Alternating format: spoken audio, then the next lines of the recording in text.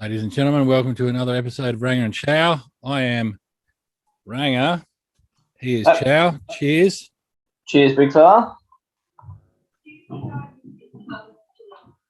Hey, do you like science? I actually love science.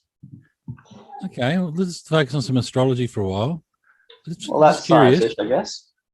when was the last time you looked at Uranus?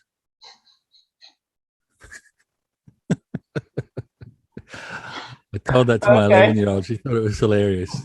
here I here I think we're coming with a topic at this level, and you just down here somewhere. Apparently, Uranus is bigger than some other planets.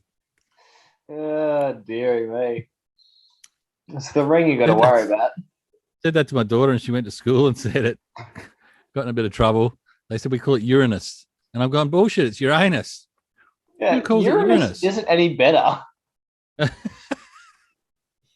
Anyway, but seriously, hey, I thought I'd have a chat to you about how much classrooms have changed over the last 15, 20 years. Have they? Do you remember there used to be whiteboards and blackboards and all that sort of shit? Oh, yeah, your kid would be at a school that has all the smart boards, don't they? They do, man. And they've got Uh, fucking everything's done on iPads. You know what I mean? They I said they don't, I there's no installed a lot pens of and those paper. smart boards. They were just awful. Really? Mm. Yeah, going back about 10 years ago, the boys' grammar and the girls' grammar over your way near the hospital. Yeah, And, yeah, yeah. yeah, did a big installation of those boards there.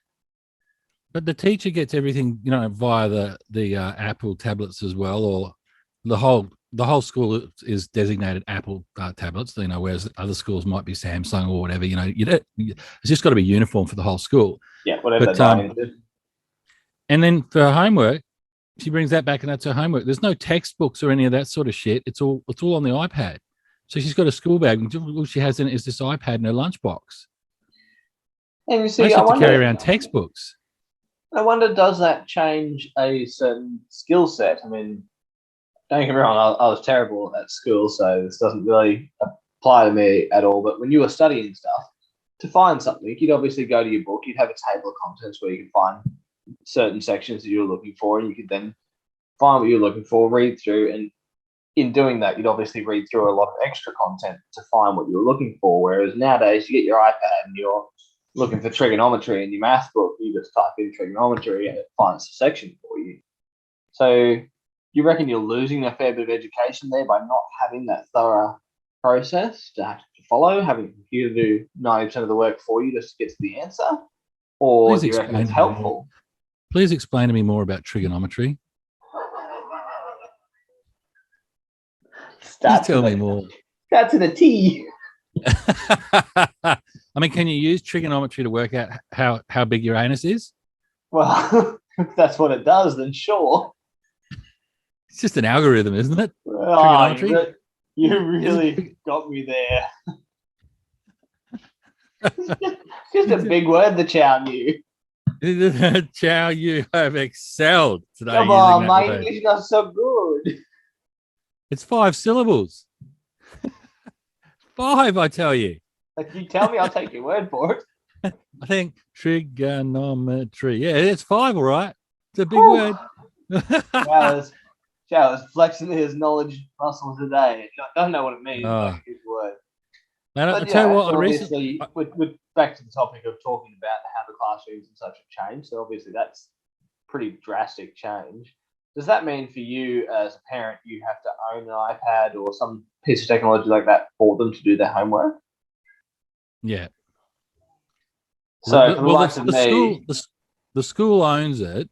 so they get to bring that home with them. Yeah, but if they break the screen or crack anything, the school will help repair it at a discount. But if you break the screen twice, you're done. It's your problem. You got to pay for it yourself to get fixed. And that can cost hundreds and hundreds of dollars. So And could be quite easily done with kids traveling to and from school with a breakable piece of glass in their bag. But I would assume they have to be tough cases on them as well to protect them. My daughter decided to just do a little science experiment of her own, and this is true. She got a little piece of sandpaper and started scratching her iPad screen. And What was she came up to hoping me. to learn? Came up to me. She was all upset. And she goes, "I've ruined my screen." I said, "What'd you do?" She goes, "I hit it with sandpaper." I go, "What the fuck did you do that for?" She goes, "I don't know. I just wanted to see what happened." The apple doesn't fall far from the tree, does it? You know what I'm saying? I'm just like, why would you do That's that? your kid, not mine. Maybe something Chow would do. You sit there like, oh, this looks really rough. Wonder what does to the coffee table. Enter wife. What are you doing? I just want to see what to do. So that was strike one as far as the school was concerned. They fixed that one. And Oh, really? we're being very careful with this. Completely cover the screen with scratch. Yeah, she stuffed it. Yeah, it was unreadable. It's like, what the fuck? She did. Oh, she was about 9 when she did it, so she was old enough to know better. But yeah, but young enough to be silly enough. You know, I was optimistic that a 2-year-old would love and cherish an iPad and understanding the value and expense behind one. But apparently, 2-year-old when he was 2, yeah. I mean, granted, it may have just been a really good TV or entertainment thing to have in the car when we did those big 6-hour drives to and from Brisbane. Yeah. But apparently, when it's mounted to the headrest behind you and the child's behind you, and they've got those little leg things of theirs, and just go, washa!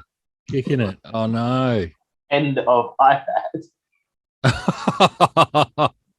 Were there a few abusive words from the Chow? So, well, he was 2 at the time, and he's 4 now. Oh, he did a good job. He nailed it. I believe his heel hit somewhere around there. But yeah, you know what the good thing about that is? He's demonstrated to you.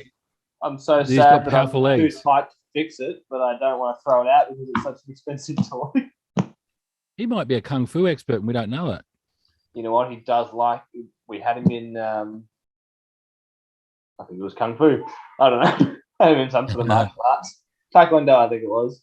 When we were down there in Brazil short term, and he loved it. He still goes on about, "Oh, can we go to Taekwondo, Dad?" I'm like, this little Dust Bowl town doesn't have a lot of sports like that, mate. You can play cricket or AFL. What about? I know what you can do in a dust hole town. You can't do kung fu, but he could do macrame. Can he? You know what macrame is? Clearly not. It's like knitting or stitching things that. Oh, you know what? Yeah, no, there would be plenty of old nanas around town who'd be happy to teach them how to stitch and quilt. Half my customers, if they're female, they generally have a sewing machine set up, and that's their pastime is the quilting. It's an exciting town here. Yeah. Well, mate, I got to tell you, we're over time on this one, and I'm going to wrap it up. Did we have a topic though? Yeah, we did, didn't we? Yeah, kids and schooling, how schools have changed. Oh, I thought it was about how big your anus is. I just want to leave you on a note of my schooling involved sometimes going to class, a lot of time being kicked out of class, a lot of time joining other people's classes, and then getting subsequently kicked out of those. And walking around I used to get kicked out. Walking around taking photos from a digital camera. Yeah, it's surprising when they kick you out of a high school class and say, get out. They really don't care where you go. And I had a camera and I was bored, so I did what I did. And that's a bit of Chow's childhood. This is how you get to be me. Yeah, I got kicked out heaps of times. Get out. Charlotte. I'll give you one good story. I had a science teacher and he had the big Coke bottle glasses that were thicker than my finger. And every time something was real bad, it wasn't just rubbish. It was rubbish. The head would wobble and get all red. And he asked me a question one day and I told him the answer and it was correct, mind you. Mind that. And he's like, well, where's it written down? It's all up here, sir. So get your books out. Okay. Started getting out. He's like, what are you doing? Getting my books out. Get out of my classroom. Rattle, see you later. You guys have fun learning. Yeah. 4 lessons in a row. I walked back in. He's like, nah, you're still kicked out. Go away. Okay. Right. Yep, and that's it. We've rambled. We have rambled. Shout out. Cheers, everyone. Thank you for watching. Don't forget to subscribe. See you next time. Cheers, Cheers. guys. Ah, Wow, that was exciting. yeah, well. You've got me onto a new topic, though.